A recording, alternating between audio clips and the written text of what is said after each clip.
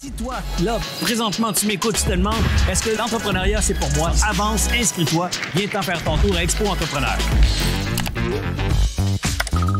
On fait comment pour Expo Entrepreneur cette année? Du 100% virtuel, hein. Mais enfin, il va quand même falloir réfléchir à un bel endroit pour enregistrer les conférences. Ah, j'ai une idée. Salut Nima! Ouais, je pense que tu vas aimer ça, regarde.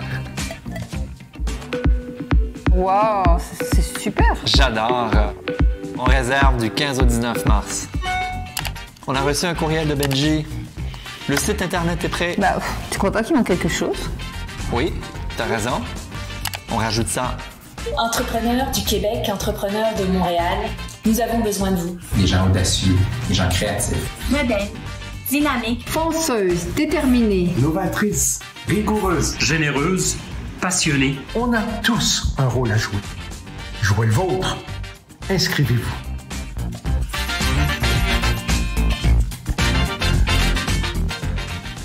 Pendant une semaine complète, au mois de février 2019 environ, j'ai décidé d'appliquer pour la bourse Pierre Péladeau. Puis ça a été très fructifiant pour nous. Votre équipe est récipiendaire cette année d'une bourse Pierre Péladeau d'un montant de 100 000 $. Wow, méchant chef.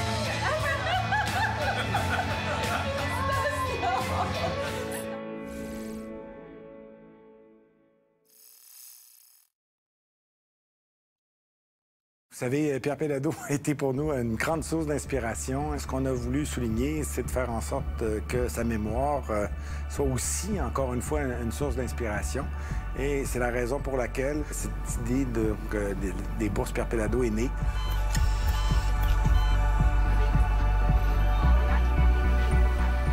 Avec mes coéquipiers, on a compris des lacunes scientifiques par rapport à ce qui était déjà offert sur le marché pour pouvoir justement développer une solution qui éventuellement va pouvoir permettre aux patients d'augmenter leur espérance de vie. Nous, on a développé le produit Mojo Heart. C'est une pompe cardiaque qui est grosse, mais qui est modulaire, ce qui fait en sorte qu'on évite la chirurgie à cœur ouvert. Et plutôt, on fait une toute petite incision au niveau d'une artère du patient, puis on vient passer à travers les vaisseaux du patient pour venir porter chaque morceau de notre pompe un à la suite de l'autre à l'intérieur du patient, puis construire notre pompe cardiaque. Donc, on vient éviter la chirurgie à cœur ouvert. C'est une histoire que je trouvais vraiment fascinante. C'est l'une des ascensions les plus fulgurantes, je pense, parmi nos anciens boursiers. Je pense que c'est important de faire en sorte justement de souligner cet effort et à partir de cette implication à l'intérieur du milieu de l'enseignement, cet accompagnement financier fait en sorte que justement c'est une espèce de formule qui permet donc de jumeler l'essentiel de la réussite. D'un côté l'éducation, de l'autre côté le financement, tout ça mélangé ensemble, ça fait des succès. La bourse Pierre Péladeau et Québecor en soi a vraiment permis de débloquer, si on veut, cette espèce de crédibilité-là, d'avoir accès à un écosystème en entier qui nous a été ouvert justement par le fait qu'on avait un premier support, une première confiance d'une industrie au complet. On cherche à supporter les projets les plus novateurs, les projets les plus prometteurs, les projets qui vont aider à leur façon à transformer, à façonner le Québec de demain. C'est vraiment incroyable également l'accélération que ça nous a permis d'avoir parce que très tôt dans le développement d'une entreprise, c'est effectivement très difficile d'avoir accès à des fonds rapidement. Puis des très gros fonds, donc avec la Bourse Québecor. Puis si on compare là, avec les autres pompes sur le marché, ça leur a pris 15-20 ans à arriver à leurs premières études, alors que nous, après 2 ans, on avait déjà des études de compléter, des chercheurs à travers le monde qui nous apportaient leur soutien, qui ont même investi dans la compagnie. Donc c'est une belle validation de notre part, là, puis un succès pour les patients dans le futur. De cette bourse-là a découlé vraiment plusieurs accomplissements et le plus récent a été justement notre première approbation FDA, qui est un premier pas pour l'approbation de commercialisation éventuelle. Donc on est vraiment fiers de ça, on est éternellement reconnaissants.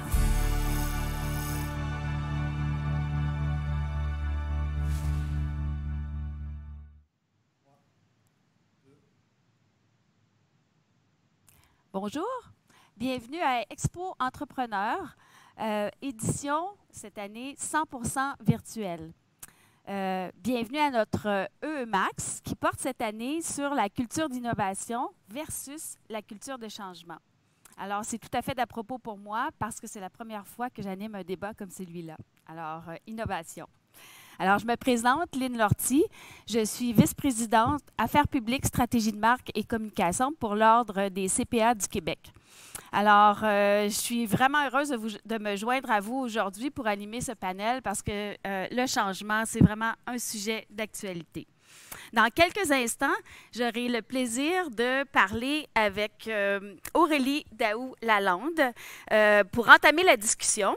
Et vers 16 h, Émilie Raymond et Christian Drolet, tous les trois sont des CPA, vont se joindre à nous pour le panel. Alors, Aurélie, je ne sais pas si Aurélie est là. Bonjour, Aurélie. Oui. Bonjour, Lynn. Comment vas-tu? Ça va bien, toi? Bien, merci beaucoup de te joindre à nous aujourd'hui. Ça fait plaisir. Écoute, on commence avec toi. On a plein de choses à dire, mais permets-moi de prendre 2 petites minutes pour te présenter. Alors, tu es vice-présidente stratégie Moose Knuckles Canada. Après un passage en cabinet comptable pour quelques années, tu as accumulé plus de 15 ans d'expérience dans le commerce au détail, notamment chez La Vie en Rose. Diplômée avec distinction en commerce à McGill, tu as un MBA du HEC de Montréal. Tu es actuellement responsable des projets de transformation chez Moose Knuckles, alors c'est tout à fait de circonstance. Tu es, je pense, entrepreneur dans l'âme, de ce que j'ai compris. On peut vraiment dire que je pense que tu vas bien avec la signature de Moose Knuckles qui est « Wild and Free ». Dis-moi donc, est-ce que... Alors, je te demande, est-ce que c'est vrai? Est-ce que ça te va bien, cette signature-là? Je crois que oui, mais il faudrait demander plutôt aux gens qui me connaissent, là.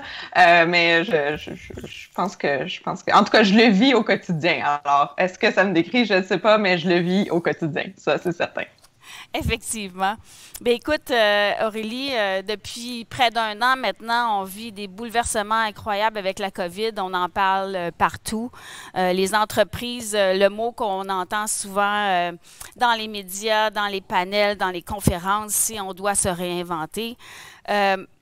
Pour toi, dans ta réalité, comment on fait, selon toi, pour rebondir de la COVID actuellement?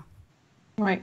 Bien, avant même de rebondir, je dirais il faut survivre parce que, évidemment, la COVID, ça a mis les détaillants, évidemment, mais tout le monde dans une situation absolument inédite. Donc, il faut commencer par survivre. Nous, chez Moose Knuckles, là, à un moment donné, on a fait nos plans financiers DEFCON, donc alerte maximale, juste pour savoir comment est-ce qu'on allait passer au lendemain. Une fois qu'on a pris une respiration, puis qu'on s'est dit, OK, ça, c'est notre nouvelle réalité, ben, après ça, on s'est dit, OK, ça vient certainement avec des opportunités. Donc, quelles sont les opportunités qu'on a devant nous, puis comment est-ce qu'on peut en prendre avantage? Donc, en ce qui nous concernait, nous, on avait beaucoup d'inventaire, les ventes étaient au ralenti. Un de nos objectifs était de croître notre réseau de magasins physiques. Il y avait des emplacements stratégiques physiques qui venaient disponibles, beaucoup plus qu'on aurait cru. Alors là, on s'est dit, oh my God, oui, c'est une situation inédite, mais c'est aussi une tempête d'opportunités. Donc, prenons la balle au bon et puis voyons ce qu'on peut faire avec ça. Donc, nous, notre réaction a été d'ouvrir une multitude de magasins pop-up, donc des magasins temporaires, au Canada, en Asie, en Europe.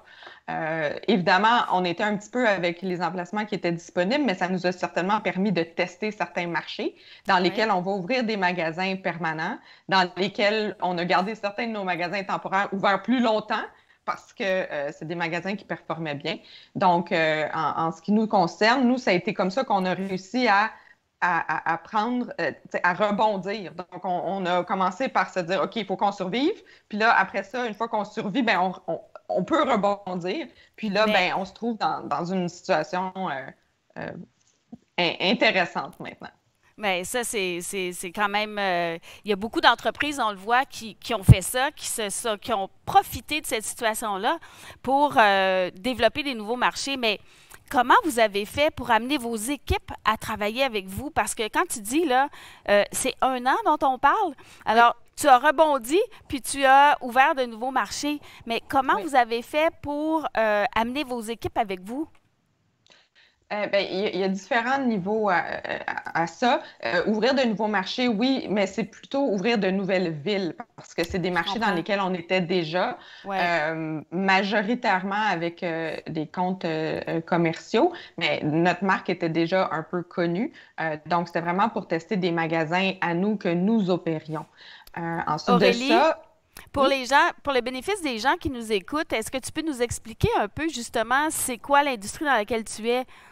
Ton commerce, parce que des nouveaux emplacements, je pense que, explique-nous donc ce qu'est ton entreprise.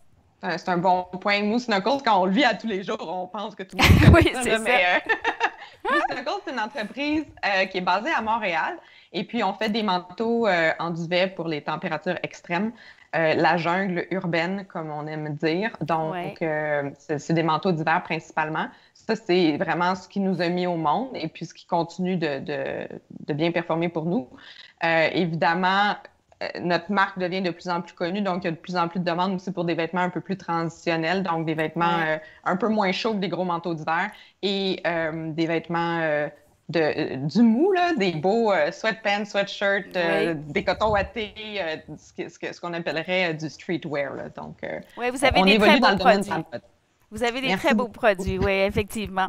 Mais quand on est dans une tempête, Aurélie, tu sais, c'est beau. Comment on fait pour voir à travers tout ça? Comment on met une clarté dans ce qu'on fait dans un total chaos? Il y a 2 niveaux. Il y a le niveau de nos dirigeants, il faut qu'ils nous donnent des balises, qu'ils nous donnent la vision.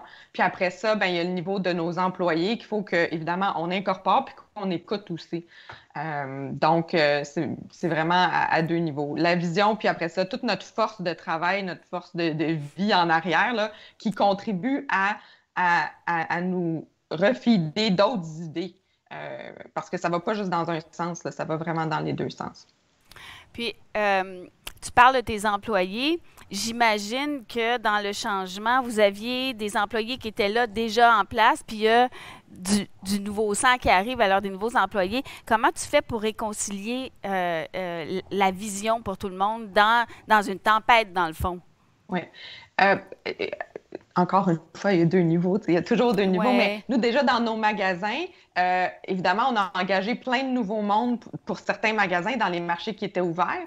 Mais après ça, il y avait les marchés qui étaient fermés. Parce qu'on avait des magasins qui existaient, puis que là, à cause de la pandémie, ils fermaient pour 2 semaines, 1 mois. Alors, qu'est-ce qu'on faisait avec ces gens-là? On les a envoyés au service à la clientèle pour les garder avec nous, parce qu'on veut en prendre soin de nos employés, mais aussi parce que c'est des gens qui connaissent notre produit excessivement. Donc, ça les met dans une vraiment bonne position pour nous aider au niveau du service à la clientèle. Après ça, il y a le siège social, où est-ce que on a engagé une tonne de nouvelles personnes depuis la dernière année. 1, pour supporter la croissance, puis 2, parce qu'on avait l'opportunité aussi de les engager. Donc, c'est intéressant, cette espèce de brassage de nouveaux et d'anciens, mais... encore une fois, il faut revenir à qu'est-ce qu'on essaie d'accomplir, où est-ce qu'on veut aller, et puis après ça, ramener tout le monde un peu là, dans cet objectif-là. Donc, ça prend une vision, mais je t'écoute parler, puis je suis fatiguée en t'entendant parler, dans le sens où c'est du travail faire ça. Ça prend, j'imagine, des heures à essayer de mobiliser tes employés, puis à changer les choses. Je t'entends, tu dis, vous avez changé votre structure. C'est quelque chose, juste faire ça, changer la structure d'une organisation. Alors, quelles sont, selon toi, les qualités d'un leader là-dedans? Parce que toi, tu es responsable de tout ce qui est la transformation. Il faut que tu réfléchisses en ayant un plan, mais en même temps, il faut que tu prennes ton monde, tu les changes, que tu les mobilises. Alors, c'est quoi la qualité du leader que tu penses qu'on doit avoir pour leader le changement, justement? Je dirais que c'est la patience. Et ce que j'entends par là, c'est que justement, un leader ou des leaders ensemble, ils vont penser à où est-ce qu'on veut aller, puis c'est quoi la vision, puis comment est-ce qu'on va le faire. Puis une fois qu'on est prêt à implanter le changement, c'est clair dans leur tête. Le changement, il a été absorbé. Oui. Sauf que là, on le présente à nos employés qui le voient pour la première fois, qui en entendent parler pour la première fois, puis eux sont vraiment pas au même... sont pas à la même place mentalement parce qu'on les prend pas par surprise, mais un peu out of nowhere. Fait que faut être patient parce que nous, c'est clair dans notre tête, sauf que nos employés, ben il faut les amener. Fait qu'il faut leur dire, il faut leur communiquer, il faut les outiller pour justement embarquer dans cette aventure-là parce que sinon... Quand tu parles d'outiller, est-ce que dans la tempête, tu as le temps de faire de la formation? Est-ce que... faut être honnête, là, je pense pas que tous nos changements sont faits là, parfaitement. C'est certain que, surtout dans la dernière année, on essaie du mieux qu'on peut, justement, d'être patient, puis d'outiller nos gens, puis de leur donner, je sais pas, autant de la documentation que de la formation. Sauf que, ben des fois, surtout dans la dernière année, c'était un petit peu genre, OK, il faut qu'il y ait quelque chose qui change ou qui bouge, puis il faut que ça bouge maintenant parce qu'on était dans le mode survie, tu sais. Fait que je pense qu'on essaie tout le monde le plus, puis ultimement, je pense que si nous, on essaie le plus, puis nos employés essaient le plus, ben finalement, même si c'est pas 100% parfait, on va se retrouver quelque part, puis on va réussir à faire notre changement. Puis Aurélie, l'équilibre là-dedans. Comment on arrive à avoir un équilibre comme gestionnaire, mais comme, tes employés, tu les vois aller, ils travaillent fort, ils sont engagés, ils sont mobilisés, mais en même temps, il y a une fatigue qui s'installe. Puis on l'a vécu cette année, la fatigue, la fameuse, on aime le virtuel, ça a sauvé, on est là aujourd'hui, puis on est super content d'être là.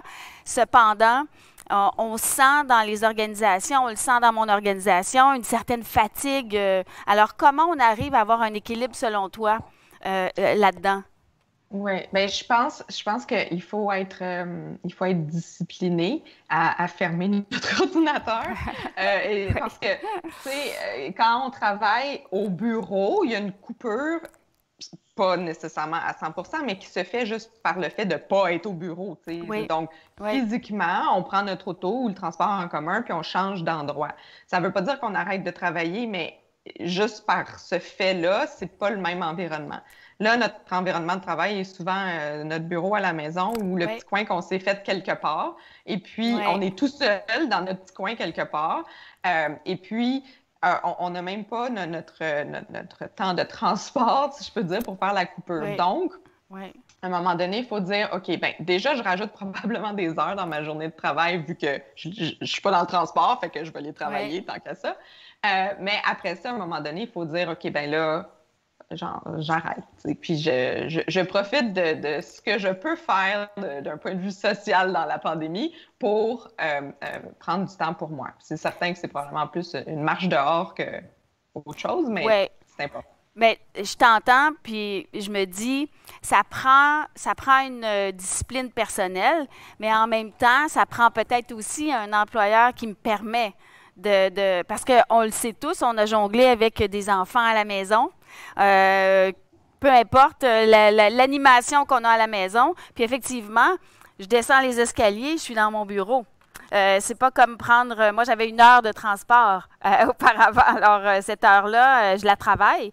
Alors, c'est vrai que ça peut faire des longues heures. Oui, je dois me responsabiliser d'une certaine façon avec une discipline, mais en même temps, j'ai besoin d'un employeur qui comprend ma réalité.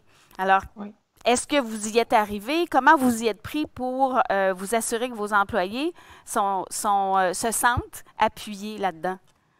Bien, nous, une des choses qu'on a faites, on a profité de la période des fêtes pour dire à nos gens merci. On le sait que vous avez travaillé fort puis que vous continuez de travailler fort dans des circonstances qui sont loin d'être parfaites.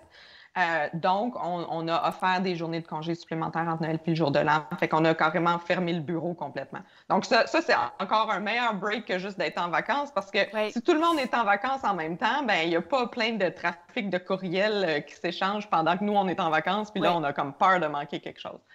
Fait que nous, ça a été super salutaire. Les équipes sont revenues énergisées après le temps des fêtes. Puis comment vous faites pour... Parce qu'il y a toujours un petit stress, on l'entend, il faut se réinventer, je le disais tantôt d'entrée de jeu. Comment vous faites pour faire accepter que le changement, là, on oublie ça, là, c'est permanent? Et comment on fait pour que nos employés acceptent ça puis se sentent motivés par le changement au lieu de dire « Oh, je n'en peux plus du changement parce que j'aime quand même... » L'être humain aime quand même certaines, est une bébite d'habitude. Alors, comment on fait pour faire accepter le changement et même pousser ça vers l'innovation? Bien, nous, tu sais, notre motto « Wild and Free », ça s'applique aussi un petit peu à l'interne, dans le sens que, je ne dis pas qu'on est wild là, à l'interne complètement, mais c'est certain que, étant donné notre croissance fulgurante, les choses ne peuvent pas être en statu quo. Donc, si quelqu'un est inconfortable dans un environnement comme ça, ben, je veux dire, on ne peut pas forcer la personne, puis la personne ne peut pas nécessairement non plus changer sa personnalité. Il faut se trouver un environnement de travail qui nous convient. Nous, ça va vite. Ça va vite, ça change beaucoup. Puis, je veux dire, à tel point que même si j'essaie de faire une analyse de vente en utilisant l'année dernière, c'est presque, je veux dire, encore plus dans le contexte du COVID, là, mais c'est presque... non utile parce que la situation a tellement changé depuis l'année dernière. Donc, c'est la même chose pour nos employés aussi. Les façons de faire changent rapidement. Bien, en plus, oui, il y a le contexte COVID, mais je pense que vous êtes une start-up. Donc, la nature de votre organisation fait que le changement est permanent. Je pense que... on a mis à l'ordre une nouvelle signature cette année dans notre campagne qui dit le retour à l'anormal, mais L' anormal. C'est pas pour rien. Je pense que le changement, il est là pour rester. Je pense qu'il faut amener nos gens à vivre avec ça, puis de trouver des solutions ou une mise en place qui fait que nos employés se sentent bien là-dedans. Fait que je t'entends, je pense que ça prend des mots comme patience, formation, accompagnement. Est-ce qu'il y a autre chose que tu penses qui est propice à stimuler nos employés à toujours accepter le changement, c'est peut-être gros, mais à vivre dans le changement, à naviguer dans le changement d'une façon plus harmonieuse? Bien, je pense que s'il y a une chose à rajouter, je pense que ce serait d'être à l'écoute, tu sais. Parce que des fois, oui, ça va trop vite. Puis des fois, on s'en rend compte, mais des fois, on s'en rend moins compte parce que ça va vite pour nous aussi. Donc, il faut rester à l'écoute puis être sûr d'avoir notre porte virtuelle ouverte pour que s'il y a quelqu'un qui veut venir nous en parler, il se sente à l'aise, tu sais. Donc, je pense que ça, c'est important. Parce que souvent, tu sais, il y a beaucoup d'informations qui peuvent venir de nos gens, de n'importe quel niveau. Puis si on reste à l'écoute, ben on va pouvoir agir sur cette information. Vous avez tous les trois une formation de CPA. Ta formation de CPA t'a aidé comment à naviguer dans ce changement-là et à gérer, à devenir une leader qui est capable de gérer ce changement-là? Oui. Bien, tu sais, on pense CPA, c'est les chiffres, c'est les états financiers. Puis oui, ça l'est, sauf que c'est tellement plus que ça. Dans notre formation, justement, à l'époque, quand j'ai écrit mes examens, il y avait tout ce mouvement, tu sais, pour bouger on fait pas juste faire des crochets sur des états financiers, mais vraiment avoir une vision beaucoup plus globale. Donc, les facteurs qualitatifs aussi d'un changement, pas juste les dollars. Regarder aussi des choses comme les risques, puis pas nécessairement en avoir peur, mais être capable de les identifier, puis de les identifier nous permet de prendre une décision sur qu'est-ce qu'on va faire avec ces risques-là, parce qu'il n'y a pas de situation où est-ce qu'il n'y en a pas. Donc, être CPA ou le profil de formation de CPA aide vraiment à ce niveau-là. C'est des professionnels qui sont quand même très complets. Vous n'êtes pas plate, finalement. On n'est pas plate. Aurélie, je pense qu'on a quelques petites questions. Il reste un petit 10 minutes, puis on a reçu 3-4 questions. J'aimerais ça peut-être t'en poser quelques-unes, si je peux prendre le temps de le faire. Il y en a une qui est très intéressante parce que c'est d'actualité, surtout dans le commerce au détail. Puis il y en a deux, là. Mais la première, ça a été quoi le plus grand défi que tu peux identifier auquel tu as été confronté, mais dans le tsunami total de la pandémie? C'est quoi le plus gros défi? Puis comment vous en êtes sortis?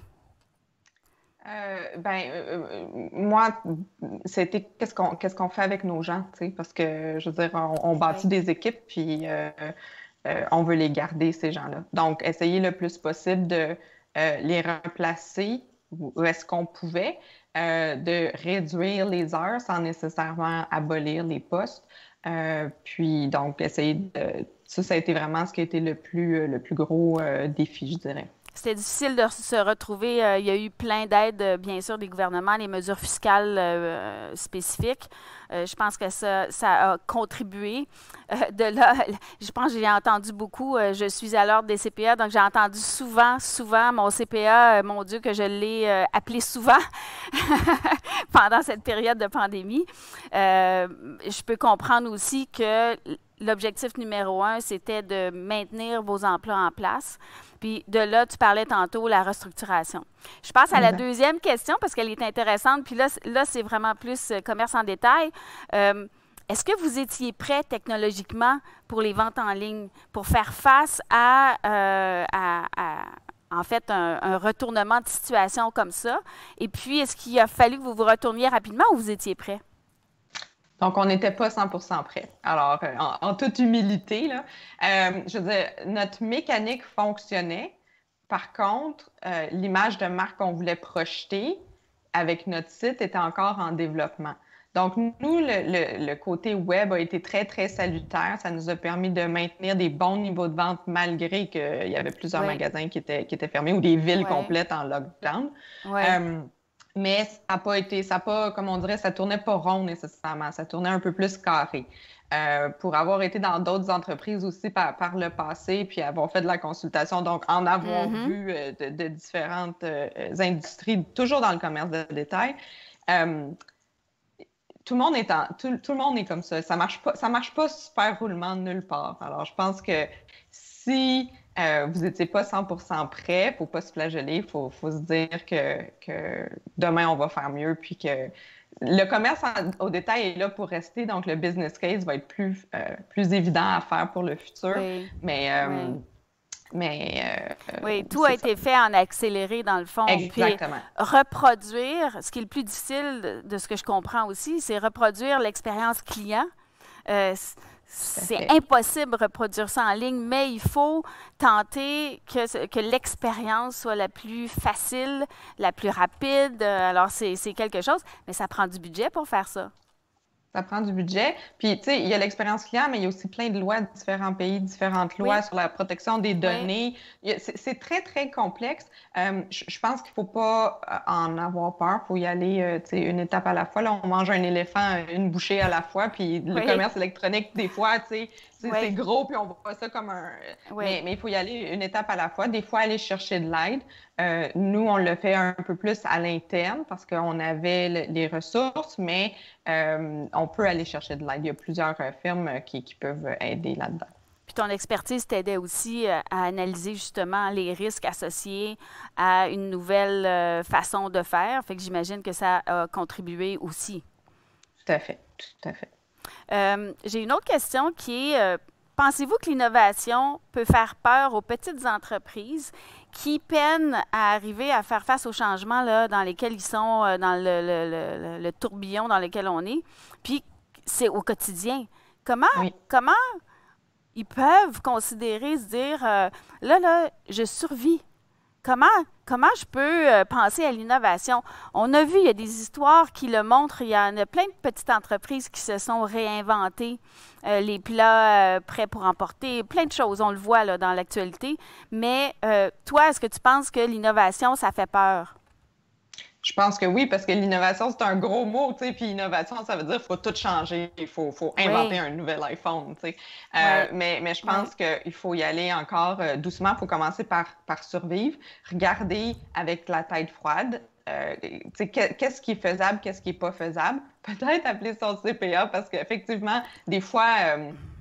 ça va vraiment nous permettre d'avoir une vision un petit peu plus globale, puis juste aussi plus neutre, parce que ça nous sort de la situation, on enlève certaines émotions.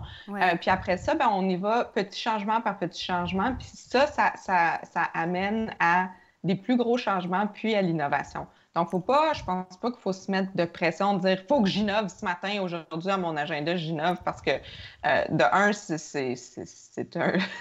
C'est un gros défi, mais de deux, je pense pas que c'est réaliste non plus là, de cette façon. C'est gratifiant innover. On aime ça, avoir des nouvelles solutions en place. Mais si on n'est pas capable de gérer le changement dans lequel on vit au quotidien, c'est difficile d'y arriver. Puis je pense que tout ce qui est mis en place, tant du côté humain que du côté des structures, de gérer le changement actuellement, ça dépend dans quel stade on est. Mais dans l'urgence, on l'a vu dans la dernière année, il y a plein de belles innovations qui sont sorties. Puis je pense que un n'est pas nécessairement contre l'autre, mais ça se fait ensemble, je pense.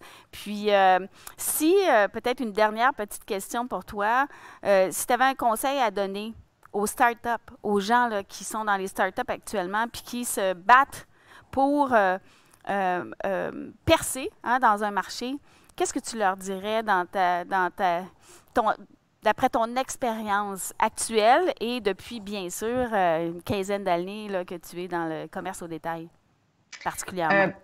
Oui, mais je dirais la patience, la passion, puis de continuer. Alors, je pense que autant le changement que l'innovation, ça n'arrive pas du jour au lendemain. Donc, il faut être patient là-dedans. Il faut continuer parce que des fois, c'est pas évident au quotidien, mais quand on regarde en arrière, après, on est vraiment fiers. Donc, que ce soit un plus petit changement ou une grosse innovation, il y a de la grande fierté, je pense, à prendre là-dedans. Et puis, donc, quand on est passionné par quelque chose, ça va finir par transpirer, donc de continuer dans notre passion.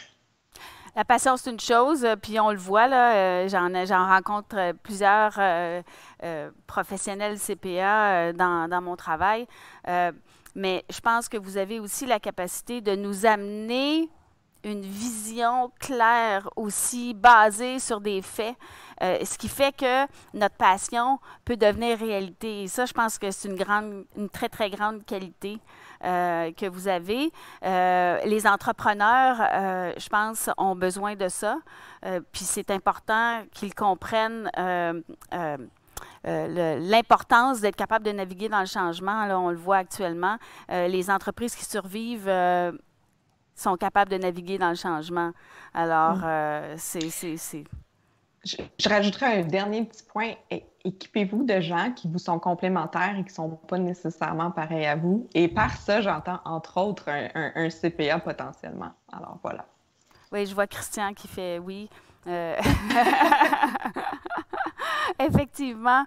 Eh bien, Aurélie, je tiens à te remercier. C'était vraiment intéressant. C'était la première partie là, de notre discussion. Maintenant, on a une deuxième partie qui est un panel. Donc, Émilie et Christian vont se joindre à nous. Alors, maintenant, on va passer à la section panel. Maintenant, pour commencer, je voudrais présenter mes deux autres panélistes en détail parce que c'est important. Alors, est-ce qu'on est prêt pour la deuxième partie? Je peux présenter mes panélistes? Oui, bon. Alors, Émilie? Émilie Raymond, bonjour, comment vas-tu? Ça va bien, toi? Ça va très bien. Émilie est directrice certification chez Guimond-Lavallée. Est-ce que c'est bien pour continuer comme ça? Oui, je suis dans mon temps. Parfait. Excusez-moi. Alors, Émilie, tu es directrice certification chez Guimond-Lavallée. Tu as débuté ta carrière chez PwC et tu t'es jointe à l'équipe de Guimond-la-Vallée en 2012, si c'est bien ça? C'est bien ça. Tu es chargé des formations internes. On peut te qualifier de coach en chef.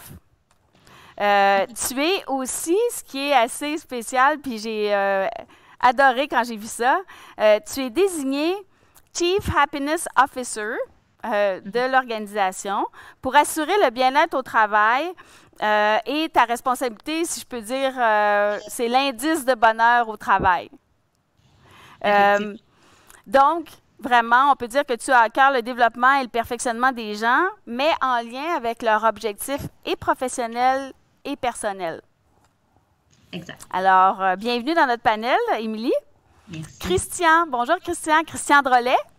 Bonjour. Bonjour, ça va bien? Très bien, merci. Alors, bienvenue dans notre panel. Écoute, toi, Christian, tu as débuté ta carrière en occupant divers postes de CPA dans diverses organisations, en vérification, en consultation, en gestion. Depuis 10 ans maintenant, tu travailles au recrutement pour aider des organisations, toutes sortes d'organisations, à trouver le bon CPA qui va contribuer à leur croissance et à leur succès, à la croissance et au succès des organisations pour lesquelles les CPA vont travailler. Tu es conférencier et animateur à tes heures. Et, bon, là, on ne le voit pas en background, mais quand on parle à Christian, normalement, il est amateur de plantes, il adore les plantes.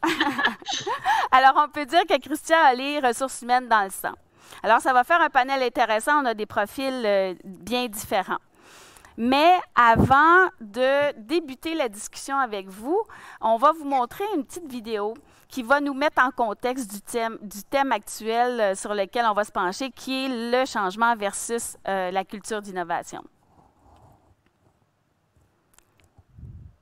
On s'est mis à mesurer les annulations de réservations, alors qu'on a toujours travaillé à la croissance, donc à la croissance des revenus. Ça a été rapide avant qu'on réalise ce qui nous arrivait. Retrousser les manches, le mot est faible.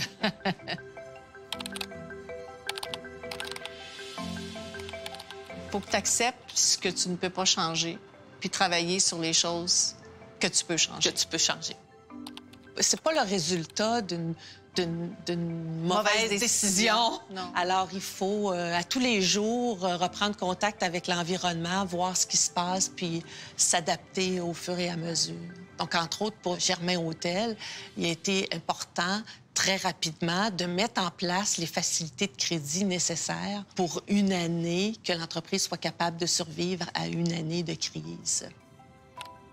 Alors, la COVID nous permet d'essayer des nouvelles choses. À titre d'exemple, on a mis sur pied un système d'enregistrement automatisé des invités quand ils arrivent dans les hôtels. La COVID a fait qu'on l'a implanté très rapidement et on pourra décider si, après, on implante cette technologie dans tous nos hôtels. C'est important, particulièrement avec l'équipe de comptabilité, de remettre en question ce qui est fait et la façon dont c'est fait, alors qu'on doit, par exemple, développer des réflexes quotidiens pour le suivi des liquidités.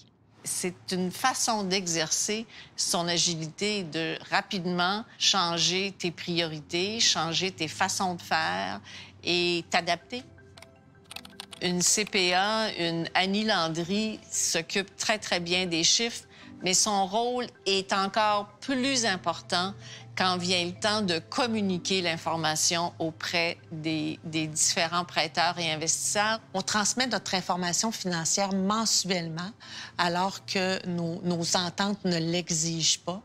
Et nos prêteurs apprécient beaucoup de recevoir l'information régulièrement. Et pas seulement de l'information financière, mais également de l'information concernant les opérations, concernant l'organisation dans son ensemble. Dès le départ, on a tout de suite organisé des rencontres avec tous les directeurs de nos hôtels partout à travers le Canada. On maintient cette bonne pratique qui, je pense, va continuer dans le temps. C'est un Zoom, mais ça fait du bien. Hein? Les rencontres fréquentes nous permettent de partager nos bons coups. Oui.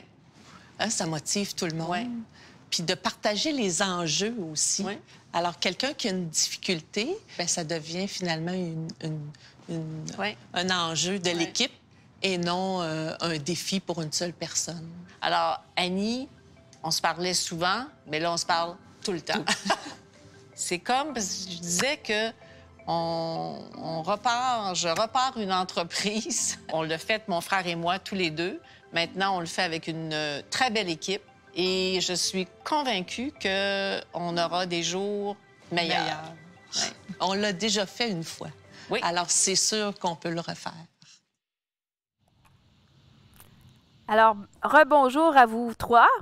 Alors, encore une fois, merci d'avoir accepté de vous joindre à nous pour qu'on discute, qu'on puisse parler de changement. On a commencé la première partie de la discussion avec Aurélie. On a parlé de changement plus globalement.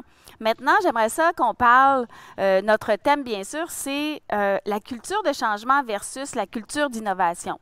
Et la première question qui me vient en tête, c'est plus, bien, en fait, c'est quoi, selon vous, une culture d'organisation? Alors, Christian, je commence par toi, qui est en ressources humaines, en recrutement axé sur les gens. Alors, je te pose la question à toi en premier. Bien sûr. Ben, selon moi, une culture, c'est un ensemble de valeurs, c'est des croyances, c'est des attentes partagées par les employés. Puis ça influence naturellement le comportement au travail. Quand on parle de culture, on parle de certains modèles, de normes de comportement, de mode de vie au travail même.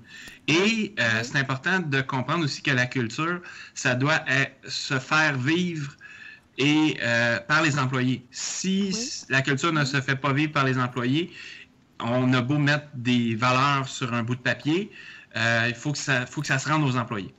Oui, oui.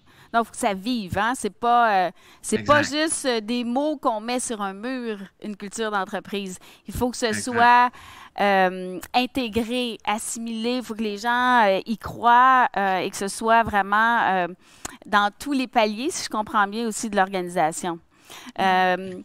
Émilie, selon toi, qui est le Chief Happiness Officer, donc qui a le bonheur de tes employés à cœur. Tu es responsable de mettre des mesures en place pour le bonheur au travail. Selon toi, c'est quoi une culture d'organisation? Bien, je pense qu'on l'a bien dit, là, une culture d'organisation, c'est quelque chose qui se vit, c'est quelque chose qui se développe aussi à travers le temps, donc à travers tous les changements qu'une organisation peut vivre. C'est sûr que c'est basé sur des valeurs qui sont fondamentales, oui, mais ces valeurs-là, c'est très important que les employés y adhèrent, y croient, parce que comme Christian disait, sinon, ça va être difficile de faire vivre une culture à travers l'organisation, justement parce que c'est les gens qui la font vivre.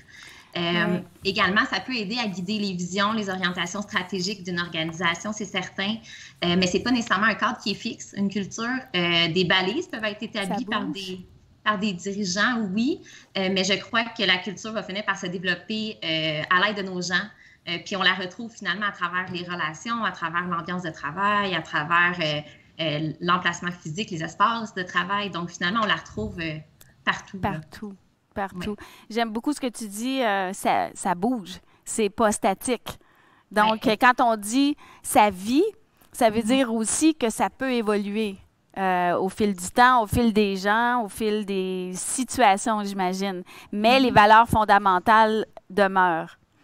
Toi, Aurélie, dans une petite start-up où ça bouge beaucoup, c'est en transformation permanente, c'est quoi, selon toi, ta définition ou enfin les mots que tu peux mettre sur une culture d'entreprise?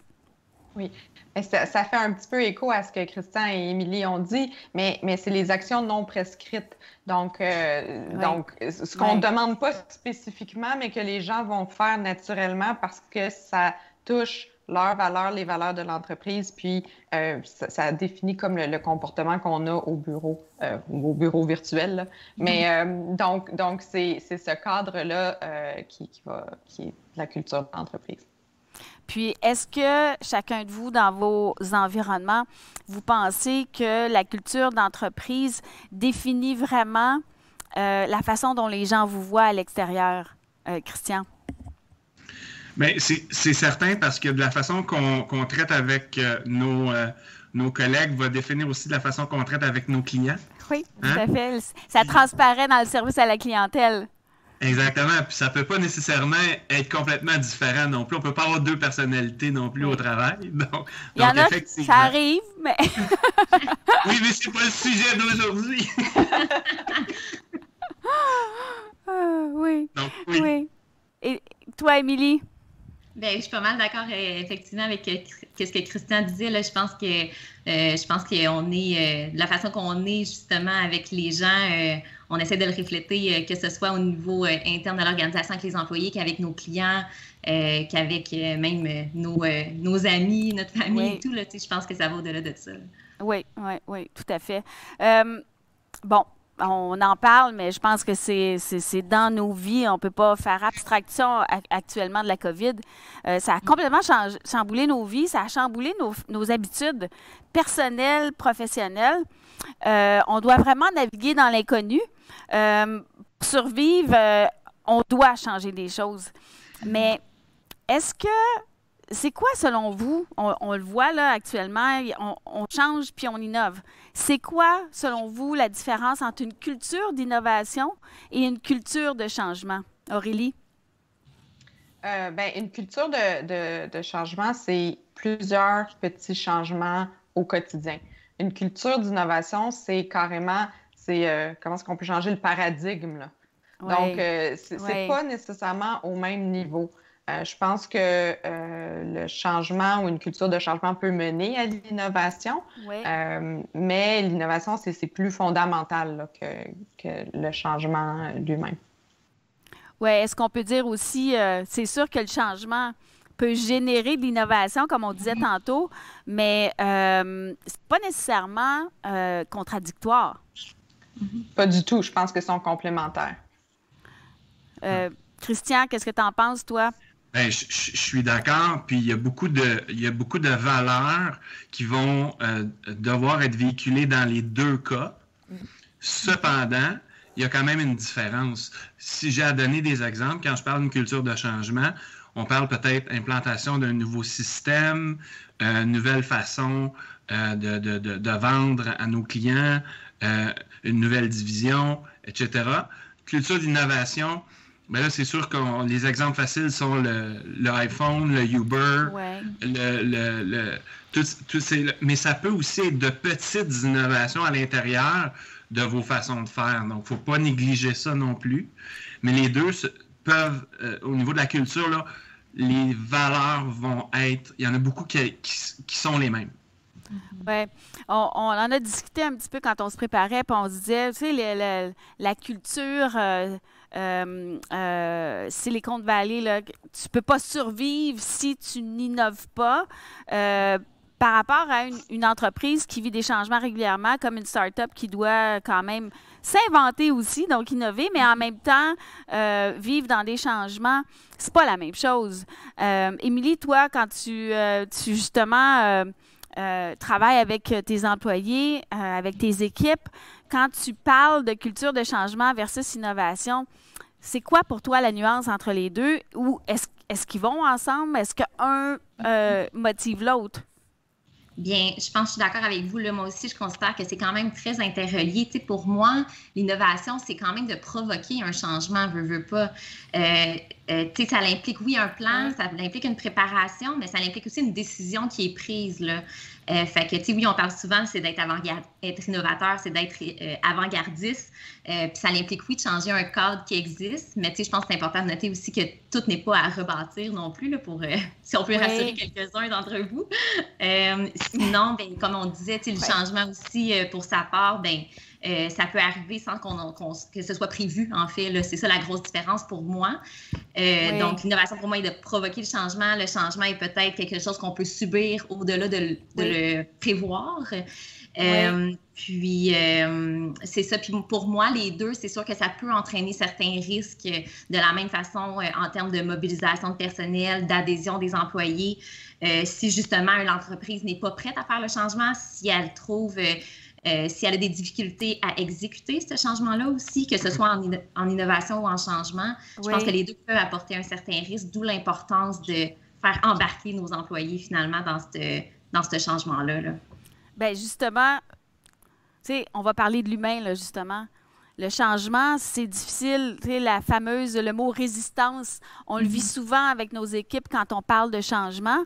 Par contre, l'innovation et le changement, c'est souvent provoqué par un besoin. Il faut qu'il y ait un sens au changement, il faut qu'il y ait un sens à l'innovation aussi. Comment on arrive à faire vivre une culture de changement dans notre organisation? De quelle façon on fait ça? Christian, peut-être tu peux commencer. C'est une bonne question. J'en aurais pour 30 minutes, mais je vais essayer de résumer Christian, ça. on t'écoute. Ben, il y a plusieurs erreurs communes, si je peux m'exprimer ainsi, qu'on voit que j'ai vues dans les entreprises au fil des années. Souvent, on va prendre l'exemple d'une PME de 20 employés. Donc, on a un changement qu'on veut effectuer. On va embaucher 3 nouveaux employés qui vont être en charge de ce changement-là. Mais on ne s'occupe pas nécessairement de modifier ou de changer la direction un peu de la culture des 20 autres. Donc là, les 3 arrivent, implantent des nouveaux processus, des nouvelles façons de faire. Des gens super compétents qui, oui, ont du charisme, qui, oui, vont expliquer ça aux 20 autres, mais les 20 autres n'ont pas nécessairement la culture puis les valeurs communes, comme on disait tantôt, pour être capable d'absorber ça. Et là, ça, on appelle ça de la réticence au changement.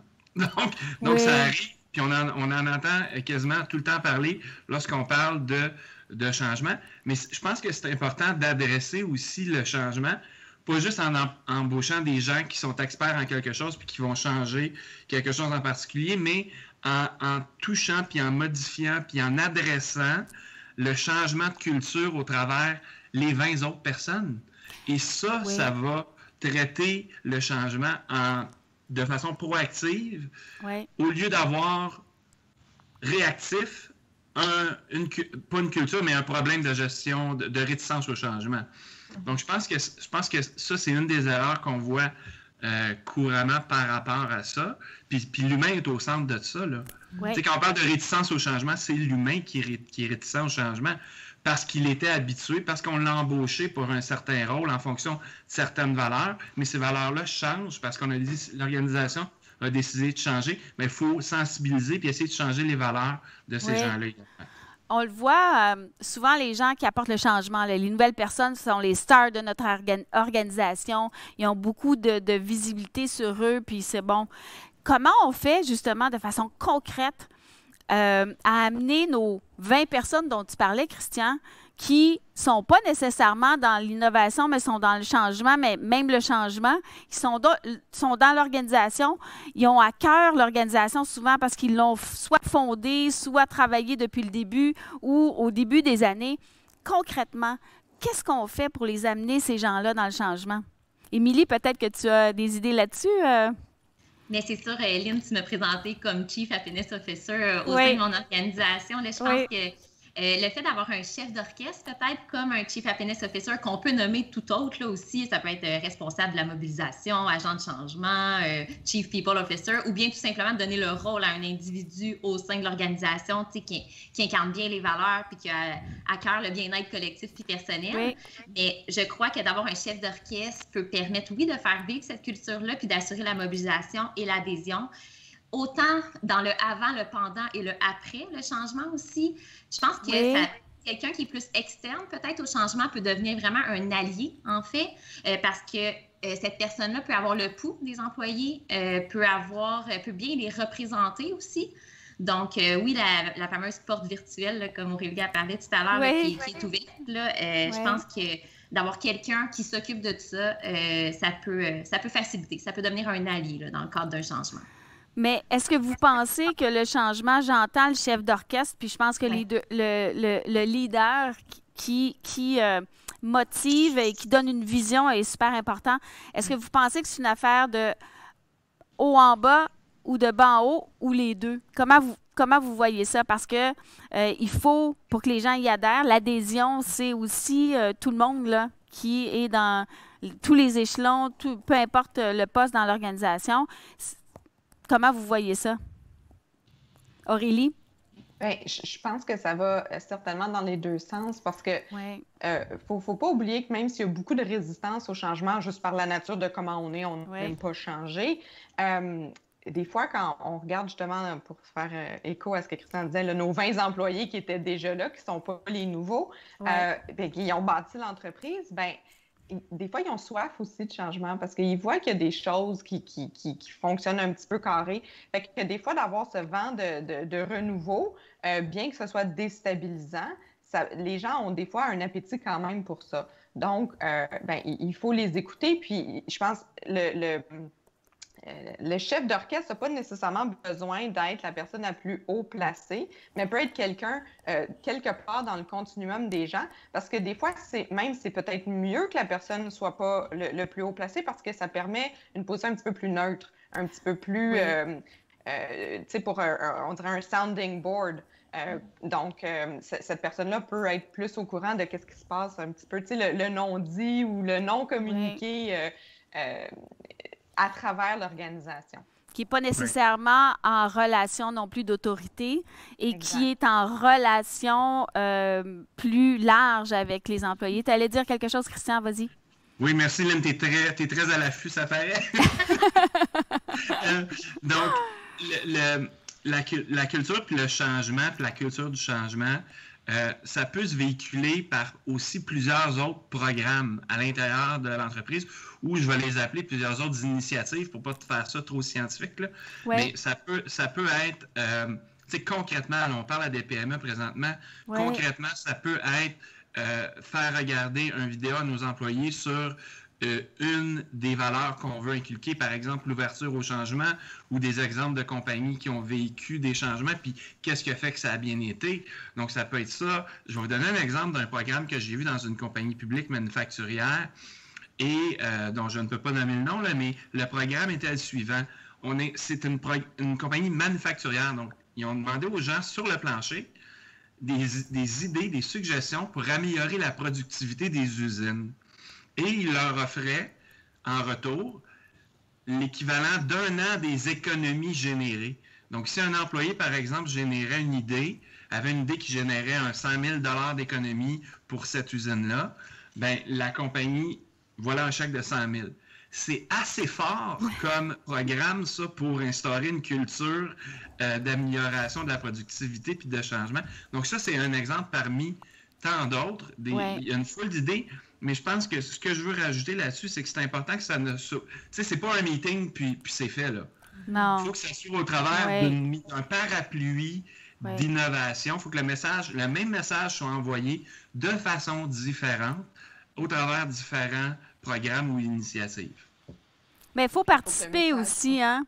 Vas-y, Aurélie. Non, j'allais dire, il faut que le message... faut que ce soit cohérent. On ne peut pas dire on veut créer une culture de changement, une culture d'innovation, puis après ça, dire non, on ne change rien. Je veux dire, ça, ce serait un exemple extrême, mais il faut que ce soit cohérent dans le sens que, justement, il faut peut-être écouter une vidéo, il faut créer des programmes. Puis, des programmes, ça peut aussi être une boîte de suggestions. Puis, nos gens fournissent des suggestions. J'ai vu ça dans d'autres entreprises dans lesquelles j'ai travaillé. Puis, ces suggestions-là étaient discutées au niveau de la haute direction. Là. Donc, c'est pas... mais si on dit, si on veut pas changer, mais qu'on crée une boîte de suggestions, c'est sûr que c'est pas cohérent, ça ira nulle part, puis c'est pas motivant non plus pour nos employés parce qu'ils disent, il n'y a jamais rien qui en ressort.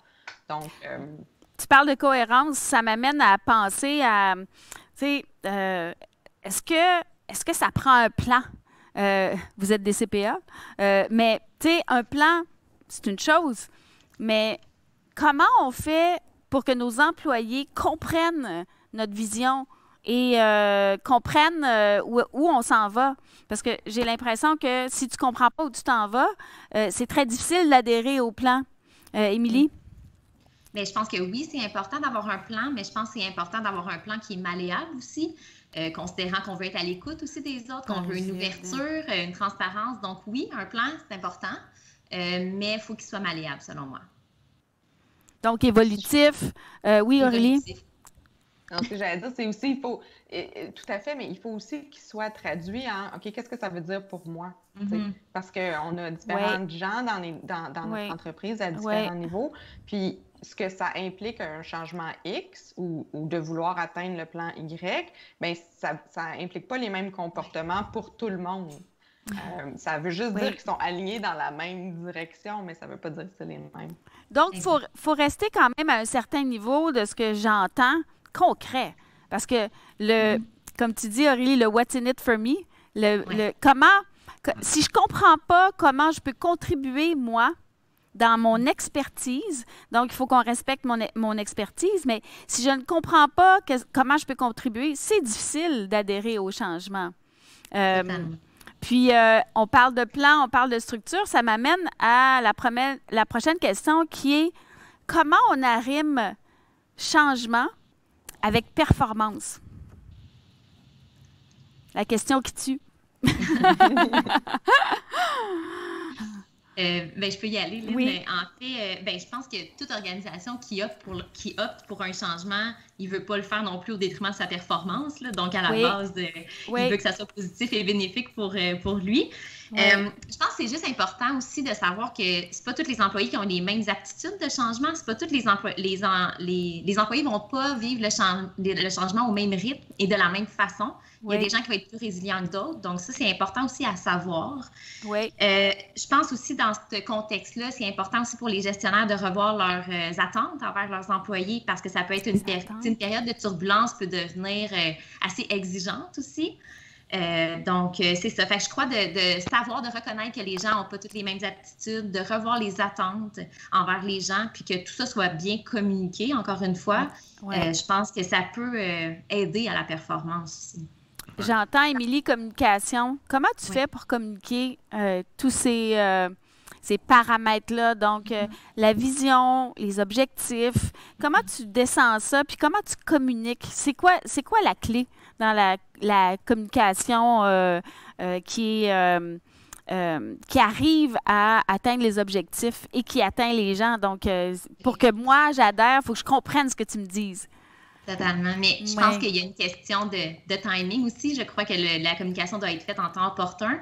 Mais aussi, ce que je peux voir, puis qu'est-ce qui peut être utile, c'est que c'est la mise en place parfois de plans de développement individuel pour prendre le temps avec chacun des individus aussi, de bien comprendre, ses objectifs professionnels, ses objectifs personnels, puis de s'assurer que tous les employés sont sur leur X, donc dans leur position optimale, si on veut aussi. Puis à partir de ces rencontres-là, souvent, c'est là qu'on peut aligner les besoins de l'employé avec l'organisation, finalement. Donc, si je comprends bien, les ressources humaines, les équipes de ressources humaines doivent travailler vraiment en étroite collaboration avec toutes les autres équipes de l'organisation pour s'assurer que c'est compris, que c'est descendu dans les plans de développement. Ça prend de la patience, comme disait Aurélie tantôt. Mais quoi d'autre? Tu cherches quoi, toi, justement, Christian, chez quelqu'un que tu vas mettre dans une organisation qui est vraiment axée changement-innovation? Oui. Vas-y. Mais en fait, il y a plusieurs. Ça va dépendre ça ne sera jamais la même réponse, dépendamment de l'industrie, dépendamment de la PME. Mais c'est sûr que l'ouverture au changement, aimer apprendre, accepter de faire des erreurs sans nécessairement tout casser, là, puis être fâché qu'on a fait des erreurs. Donc ça en est quelques-unes rapides. Puis pour renchérir sur ce que Émilie disait, on peut le véhiculer au niveau des ressources humaines. Puis en PME, il n'y a pas toujours de département de ressources humaines. Souvent, c'est le chef de service ou le chef de département qui va s'en occuper. J'essaie d'être le plus concret possible. Donc, pour vous aider, là, vos activités de recrutement, quand vous passez des gens d'entrevue, c'est important de valider est-ce que ces gens-là ont les valeurs que vous souhaitez. Au niveau de la formation, essayez d'augmenter le niveau des gens par rapport, puis de les sensibiliser aux valeurs qu'on veut véhiculer, puis qu'on a besoin pour effectuer des changements. L'évaluation annuelle aussi, si on en a une, c'est important d'inclure, ces valeurs-là, d'évaluer les gens, d'essayer de les développer, comme Émilie disait. Donc, tout ça, c'est vraiment hyper important. Et encore une fois, c'est qu'on lance le même message, mais de différents volets et de différents angles pour s'assurer que les valeurs sont communes et qu'il n'y a pas je reviens à ma réticence au changement, parce qu'on parle de performance et changement, c'est d'éviter la réticence au changement pour être performant.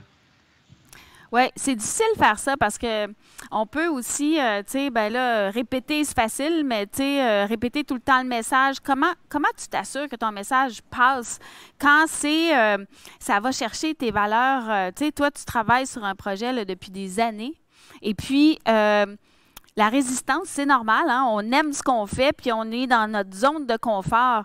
Tu dis curiosité.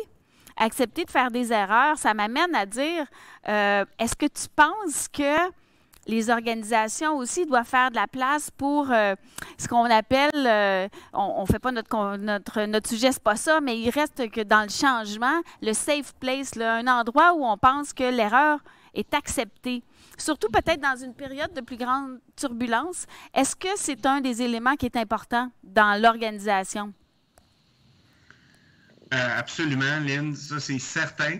Surtout encore plus x10 ou x1000 pour des cultures d'innovation. Oui. Mais pour la culture de changement, absolument, ça c'est certain. S'il n'y a pas ça, il y a beaucoup de gens qui vont avoir peur. Les peurs vont créer des comportements, vont créer des frustrations, des chicanes, vont créer des réticences. Donc à ce niveau-là, je pense que c'est important d'avoir une culture d'ouverture. Puis tu sais, soyons honnêtes, quand on a embauché ces employés-là, ils n'avaient peut-être pas les forces pour lesquelles on en a besoin aujourd'hui. Ouais. Donc, c'est d'essayer de les garder dans leurs forces. Si on ne peut pas à cause du changement, c'est d'essayer de développer de nouvelles forces, de nouveaux comportements. Bien, le meilleur exemple, c'est la technologie. Je pense que ça va tellement vite, c'est fou. Je vois mes enfants qui sont totalement technologiques, sont 1000 fois ailleurs que moi je peux l'être. Dans nos organisations, la technologie évolue tellement rapidement. Comment on fait pour outiller notre monde, puis pour les faire évoluer là-dedans? La technologie, c'est un outil. C'est pas, ça nous permet aujourd'hui de faire une conférence virtuelle, c'est extraordinaire. Il y a des côtés qui sont plus étrangers à certaines personnes. Je pense que pour survivre dans une organisation, dans le monde en général, il faut évoluer, il faut se mettre à jour. Comment on fait ça avec nos employés, Émilie? Je pense que encore une fois, c'est beaucoup d'écoute. C'est beaucoup de prendre le temps de les écouter. C'est de s'adapter aussi à leurs besoins, finalement. Donc voilà. J'ai manqué un peu la question au début, là. En fait, c'est comment on outille nos gens qui sont en place et qui doivent s'adapter aussi à des outils de travail, là. C'est la base de nos outils de travail. La technologie, vous êtes CPA, là, dans le monde comptable, là, la technologie, c'est sûr que ça peut faire peur. Les gens disent, on n'aura plus besoin de notre CPA parce que la technologie, les logiciels font les rapports d'impôts. Je dis n'importe quoi, mais je veux dire, ça se dit, c'est pas vrai. Votre rôle conseil, en fait, c'est que ça transforme le rôle du professionnel, mais en même temps, c'est d'autant plus essentiel parce que le jugement humain entre en ligne de compte. Donc, il faut le voir comme un outil. Qu'est-ce que tu penses de ça, Christian? Parce que toi, tu le vois là, dans ton recrutement actuellement. Tu dois recruter des jeunes autant que des gens qui ont de l'expérience. Bien, absolument. Puis Aurélie pourra peut-être nous en parler avec l'implantation, les changements qu'il y a chez elle.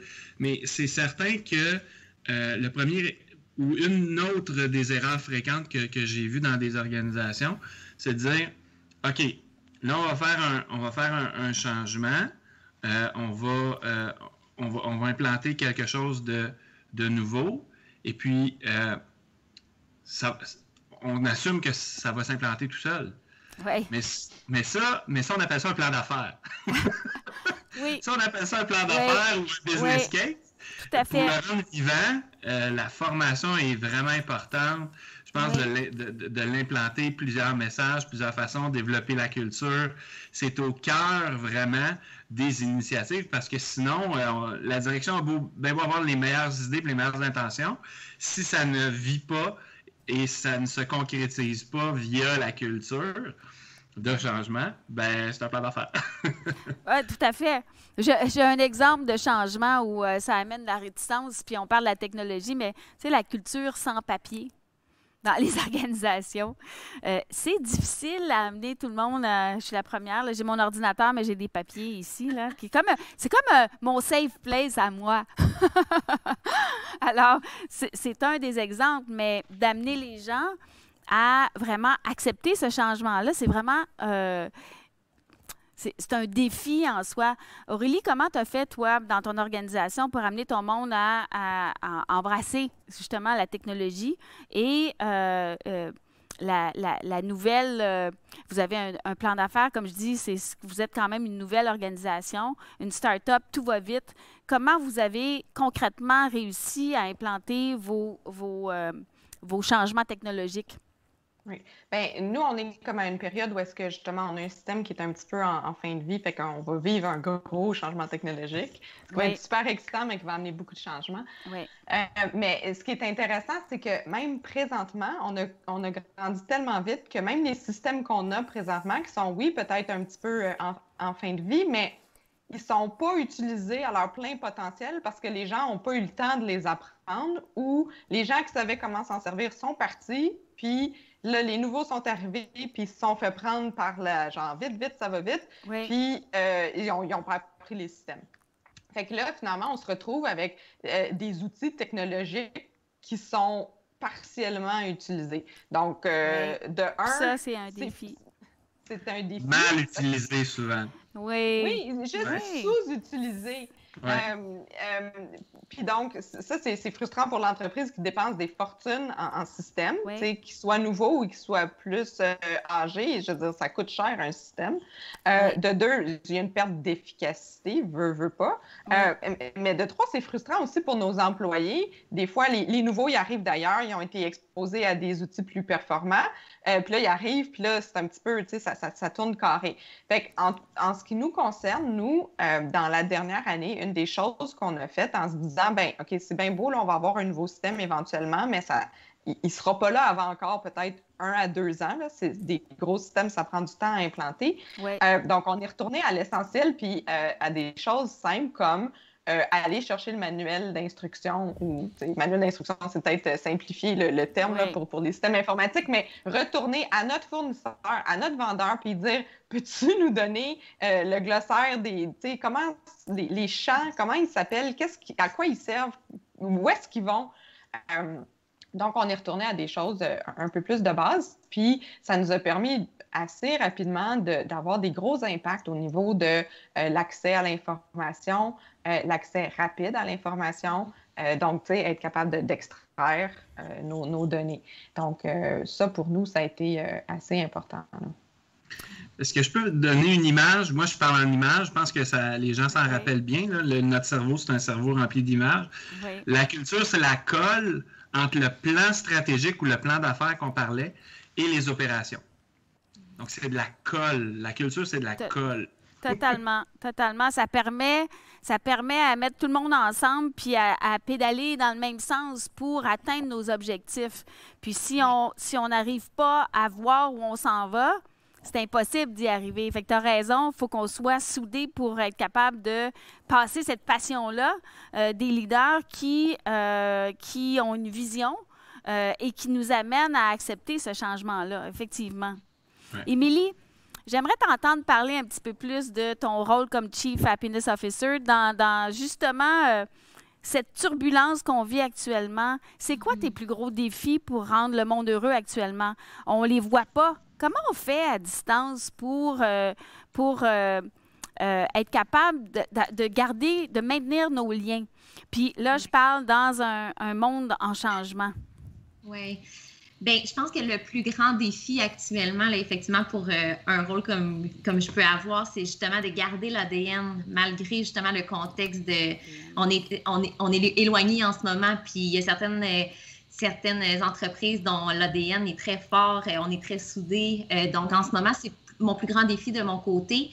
Par contre, je crois que de créer les moments, malgré qu'ils soient virtuels, viennent aider.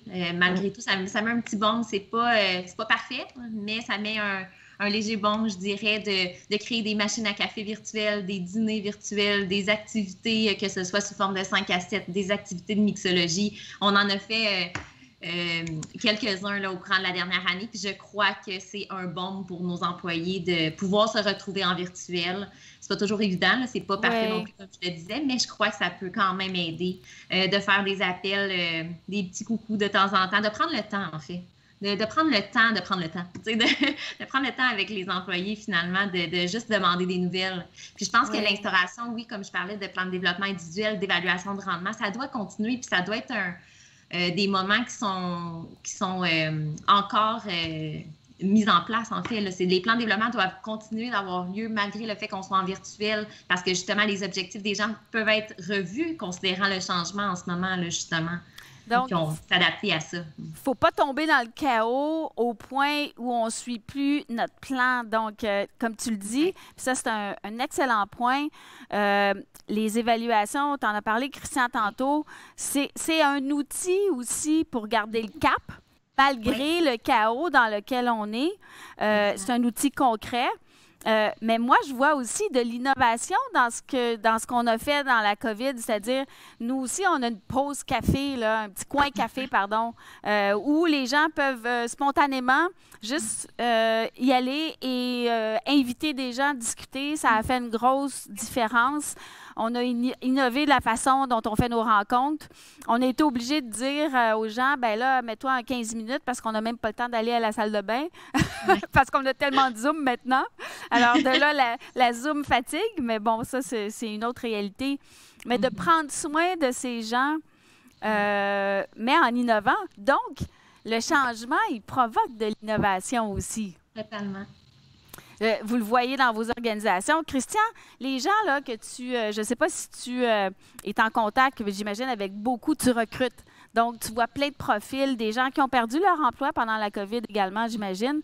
Qu'est-ce qu'ils recherchent actuellement dans une mouvance dans laquelle on est? Les gens cherchent quoi? Est-ce qu'ils cherchent plus de solidité? Qu'est-ce qu'ils veulent, les gens? Parce que l'innovation est partout actuellement.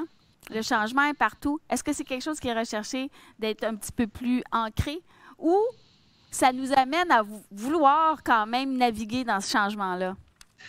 Je vais vous partager une expérience. J'ai regardé plusieurs sondages dans le marché par rapport aux tendances qui se dessinent reliées à la COVID. Là. Donc, le changement, mais là, on ne parle pas d'un changement de culture d'entreprise, on parle d'un changement de culture de société, carrément. Donc, il y avait pratiquement toutes les études que j'ai lues disaient la chose suivante. 80% des employés veulent au retour à la normale, l'apostrophe ANO, comme tu disais, Lynn. Donc, 80% des employés veulent avoir 3 jours minimum, 2 à 3 jours de télétravail par semaine à leur retour. Donc, juste ça, c'est un changement de culture de la société. Mais ça, ce n'est que des sondages. Ça, c'est une intention, un sondage. Moi, comme recruteur, je l'ai vécu concrètement quand je passais en entrevue des candidats qui me disaient « Ne me présente pas d'emploi s'il n'y a pas possibilité de télétravail après la COVID. Donc, ça a passé d'une intention à carrément un fait là, vécu que les candidats, c'est ce qu'ils demandent. En tout cas, pour les candidats en comptabilité, c'est sûr que pour les travailleurs en usine, c'est assez difficile de travailler de la maison. Mais on innove, mais on ne sait jamais. Là, c'est ça. mais pour les employés en comptabilité, du moins, là, c'était le cas. Donc, on le vit, là, les candidats nous disent « Ne me présente pas d'emploi s'il n'y a pas de possibilité de télétravail après la COVID. » Mais donc, avant, moi, je pensais que c'était plus générationnel. Les jeunes, ils nous regardent aller. Moi, je suis plus baby boomer. Ils disaient, on ne veut pas être fou comme vous. On veut une vie équilibrée. Télétravail, c'est super important, l'équilibre et tout ça. Mais maintenant, la nouvelle réalité, le nouveau normal, fait que tout le monde va le demander parce qu'on l'a vécu. Et il y a aussi l'envers de la médaille où les organisations ont réalisé que c'était possible. Hey, on est resté performant. On est resté mobilisé. Bon, c'est plus difficile. Je pense qu'il y a un pourcentage de certains employés qui se disent « Moi, j'ai hâte de retrouver mes équipes au moins peut-être 1 fois, 2 fois par semaine pour avoir cette dynamique-là en personne. » Cependant, c'est vraiment une nouveauté. Puis, vu qu'on n'a pas eu le choix, on le voit, le gouvernement en parle aussi, le monde professionnel s'est transformé. Complètement. Nous, on était dans l'implantation de Teams à l'ordre. Bien, ça a pris une vitesse grand V, puis on a été surpris de voir à quel point c'était possible de le faire rapidement. Donc, on le sait que quand on met aussi les forces vives derrière un changement, ça peut arriver. Alors, ça c'est intéressant aussi. Si la COVID nous aura appris quelque chose, c'est ça. Hein? J'ai une dernière question pour vous. Puis là, je vais faire le tour de chacun de vous parce que c'est important. Parce que je veux que les entrepreneurs qui nous écoutent puissent sortir de notre conversation, peut-être avec des conseils un petit peu plus concrets. Justement, quels conseils donneriez-vous aux gens qui nous écoutent pour réussir une culture de changement, pour la bâtir, oui, mais pour la maintenir? Émilie, notre Happiness Officer, qu'est-ce que tu dirais qui serait ton conseil le plus important? Je dirais de prendre soin des employés et de les impliquer. L'implication passe par, oui, la communication, ça passe par l'écoute, puis ça passe par la transparence. Je pense que c'est important aussi de les accompagner puis de bien les former à travers les différentes phases du changement, finalement. Puis de reconnaître, comme je disais tout à l'heure, qu'ils n'ont pas les mêmes aptitudes du changement. Donc, de s'adapter à chacun des individus au sein de l'organisation. Puis finalement, je pense que, comme je l'ai dit aussi tout à l'heure un petit peu, mais je le répète, je pense que c'est important de prendre le temps avec les employés. Des fois, dans une période de turbulence, tout va vite, justement, comme on disait tantôt, mais prendre le temps va être probablement bénéfique à tous, là. Donc, ce serait mes conseils. Ce qui n'est pas toujours facile à faire dans le chaos, mais c'est essentiel. On voit pourquoi tu fais ce que tu fais. Ta nature humaine, l'humain est au cœur du changement pour toi, puis c'est très important. L'écoute est revenue aussi très souvent, puis je pense que ça doit faire partie aussi de ce qu'on doit faire. Christian, toi, quel serait le conseil concret que tu donnerais aux entrepreneurs là, qui voient le changement, on voit le chaos et tout ça, mais aussi pour ne pas tuer l'innovation, parce que l'innovation est importante aussi là-dedans. Exactement. Puis au risque de me répéter, ça va être vraiment de communiquer le message de plusieurs façons différentes. Disons qu'on a une équipe qui a, dans notre culture qu'on va implanter, une des valeurs qui est 2 sur 10, mais si on donne une formation, cette valeur-là ne tombera pas à 8 sur 10 du jour au lendemain. Elle va peut-être passer de 2 sur 10 à 3 sur 10, mais après, il faut renchérir le message via, comme je disais, recrutement, formation, évaluation des employés, répéter différents programmes, comme le fait qu'Émilie est le Chief Happiness Officer, c'est un programme en soi. C'est un programme en soi. Donc, les bonnes idées, encore là, il peut y avoir de l'innovation dans la gestion de la culture, mais je pense que c'est important qu'il y ait plusieurs, que ce soit communiqué de différentes façons à travers différents programmes, mais aussi, puis je pense qu'on l'a, on a effleuré ce point-là au courant là, des dernières minutes. What's in it for me? Donc, qu'est-ce qui est important aussi pour l'employé? De calquer ça, pas juste aux besoins de l'entreprise, mais aux besoins de la personne. Et ça, c'est très millénial en passant. C'est très important. C'est important aussi pour les autres générations, mais les millénials, eux, c'est vraiment la façon qu'ils aiment et qu'ils préfèrent se faire aborder. Donc, très, très important à ce niveau-là.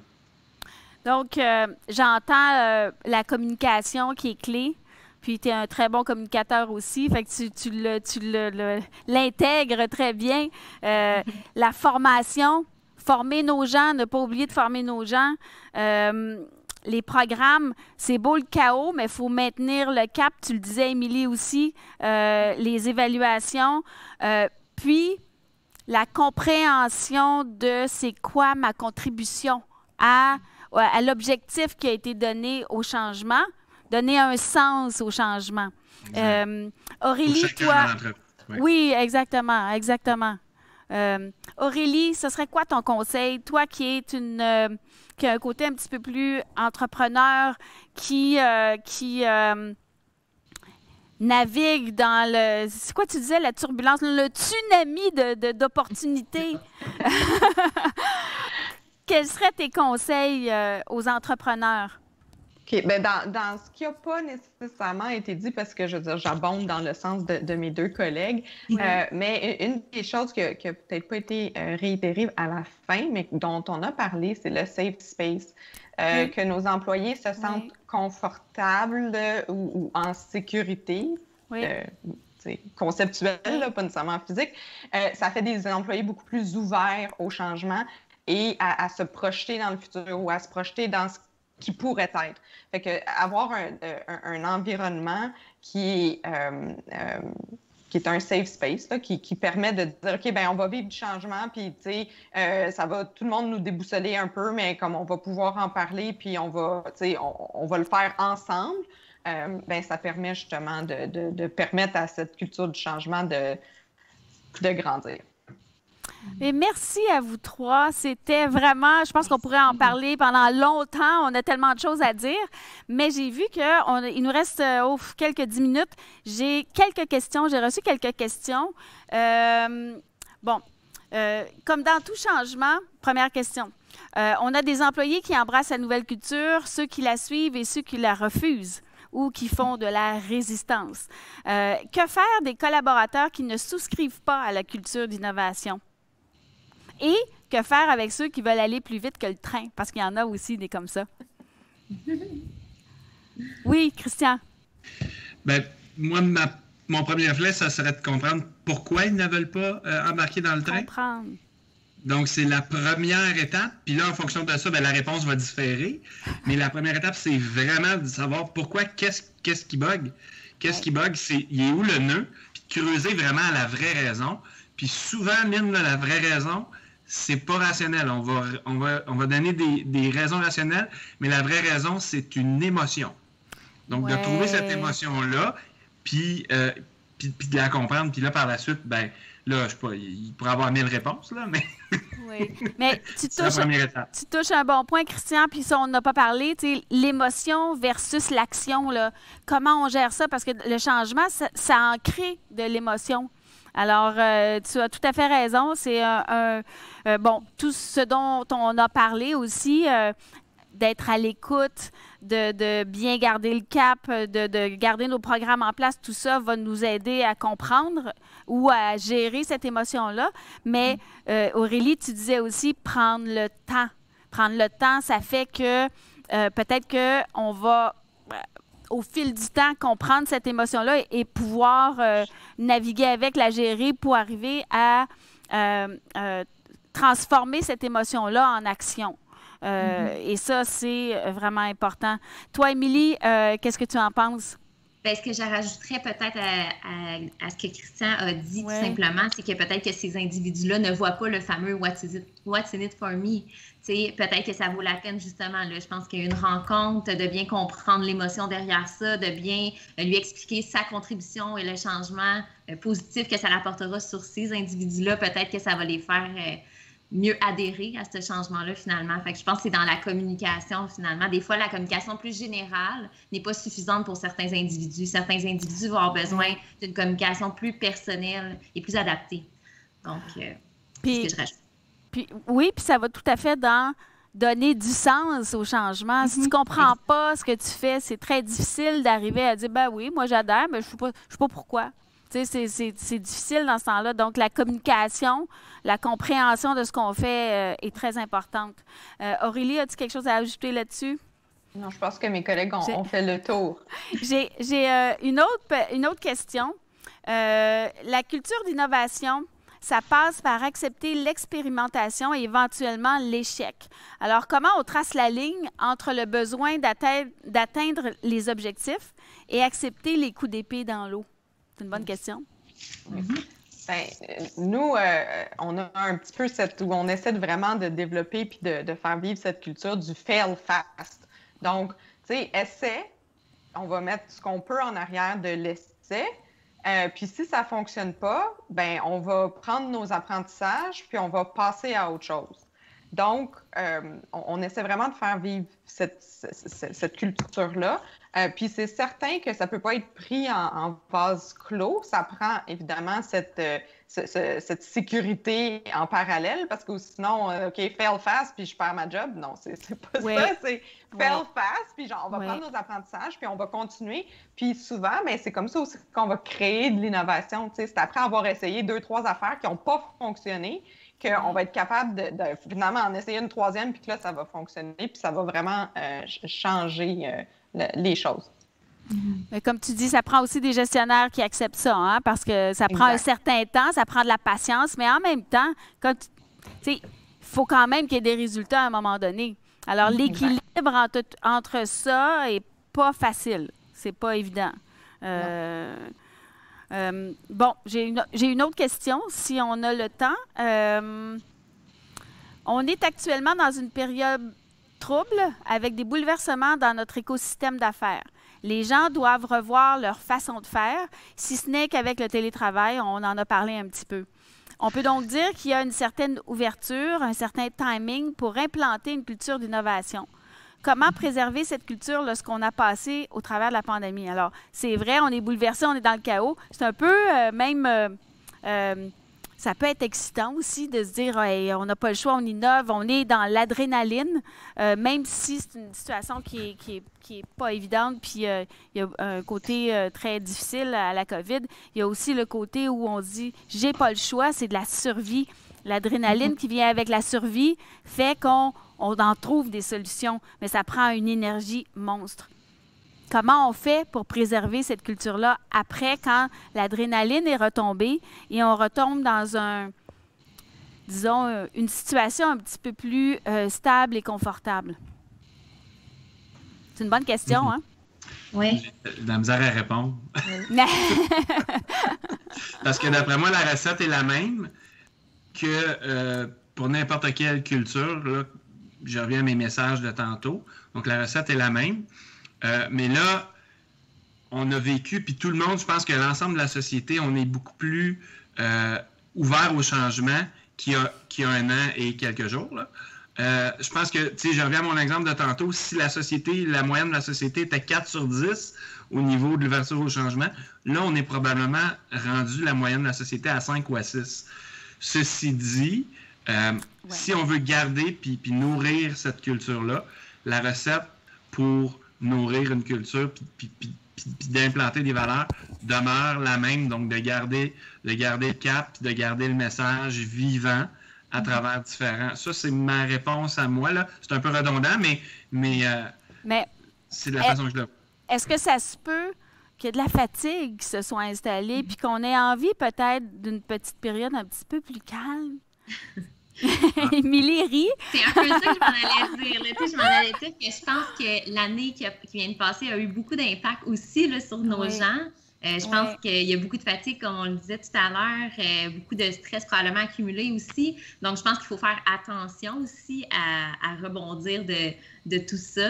Je pense que qu'est-ce qu'il peut y avoir de positif aussi, peut-être qu'on n'a peut-être pas abordé, c'est que probablement qu'il y a beaucoup d'entreprises qui ont revu un peu leur culture d'entreprise de base, finalement, grâce à la dernière année, dans le sens que leur culture est probablement beaucoup plus agile, beaucoup plus adaptée, collaborative et tout ça. Donc, il y a eu ça qui est positif aussi. Là. Mais pour répondre à la question, je pense qu'il faut aussi se soucier des gens de l'impact que ça a pu avoir aussi la dernière année, là, qui a été un peu en mode survie, finalement. Là.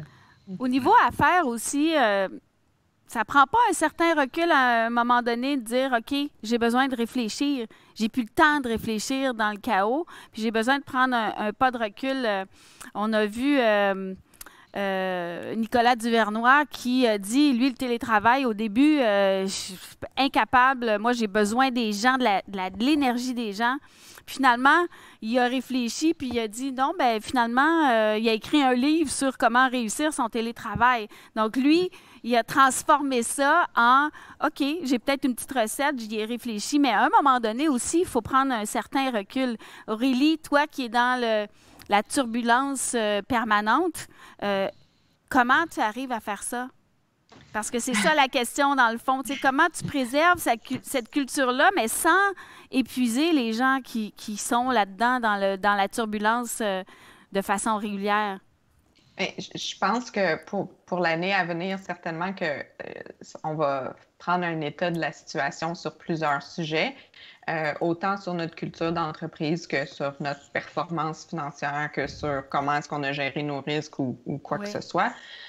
Et puis donc, il faudra avoir la discipline de justement faire un état de la situation, puis prendre nos apprentissages, puis prendre les leçons de ce qu'on n'a pas réussi, puis aller de l'avant avec ça. Puis après ça, tu sais, je pense que, je veux dire, là, c'est sûr que le pendule, là, il est d'un côté complètement, là, on a toute la boue dans le toupette de tous les changements, puis, tu sais, c'est pas juste des changements puis de l'innovation au travail, là, c'est dans toutes les sphères de notre vie et notre environnement. Fait que je pense que, tu sais, tout le monde, il va falloir qu'on prenne, c'est ça, une petite pause pour y réfléchir, pour pouvoir se reprojeter après. Tu sais, réétablir, c'est quoi nos priorités d'entreprise? C'est quoi notre plan? Est-ce que c'est toujours là qu'on veut aller? Tu sais, il y a eu beaucoup de changements avec... les gens sont plus concernés par l'impact que les compagnies ont sur leur environnement. Bien, peut-être qu'une compagnie va vouloir se réaligner avec ça. Là. Donc, ça peut avoir un impact sur leur impact. Souvenir...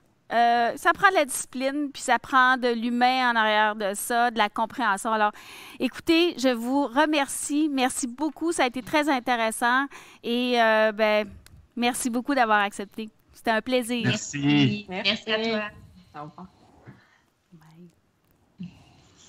Alors, je tiens à remercier vraiment Expo Entrepreneur de nous avoir offert cette opportunité-là de vous parler du changement. J'espère que vous avez trouvé ça intéressant et n'hésitez pas à envoyer d'autres questions. C'est un sujet qui est sur lequel on pourrait s'entretenir pendant des heures et des heures. Alors, merci beaucoup. L'entrepreneur est souvent pris dans son projet d'entreprise, ce qui est tout à fait normal, mais en profitant de nos services, de notre accompagnement, il a aussi accès à tous ces réseaux qui vont l'aider à se propulser. J'avais besoin qu'on ouvre le carnet d'adresses. J'avais besoin d'avoir des contacts et c'est ce qu'ils ont fait. C'est pas juste un accompagnement financier, c'est un accompagnement humain aussi qu'on reçoit avec PME Montréal. Ça apporte non seulement un soutien au niveau technique, mais un support moral aussi. Les entrepreneurs sentent qu'on est là avec notre cœur, donc on est là pour les bonnes raisons et c'est ça qui fait la différence.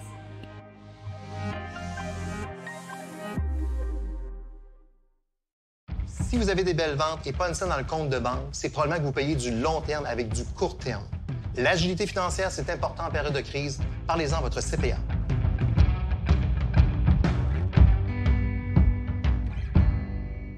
Depuis quelques mois, le volume de transactions en ligne a bondi de façon anormale et plusieurs dirigeantes et dirigeants se demandent comment faire pour en profiter au maximum. Voici les calculs à faire avant d'y aller all-in dans le commerce en ligne. La question que beaucoup d'employeurs posent à leur CPA. Est-ce que j'ai besoin encore d'autant d'espace de bureau? Avant de déchirer votre bail, faites les calculs suivants.